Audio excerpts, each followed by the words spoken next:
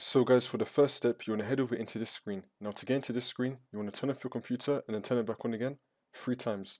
Every time you turn off your computer from the power button on the case, once you turn it back on again and you see the Windows loading screen, which I'm showing you right now, then you want to turn it off again. Repeat this 3 times and then it will take you to this screen.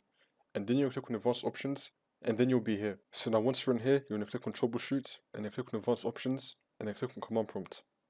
Now once you're in here, we're going to type in bootrec space / fix mbr. Click on enter. Now we're going to type in bootrec space / fix boot. Click on enter again. Now we're going to type in bootrec space / rebuild BCD. Click on enter. Once you do that, we're going to type in exit. Click on enter. Now we're going to click on troubleshoot, advanced options, and then click on startup settings. And then click on restart. And now you either want to click on 6 or click on F6 to enable safe mode with command prompt. Now once you signed in, now we're going to type in bcd edit space / export space c : /bcd _ backup. Click on enter.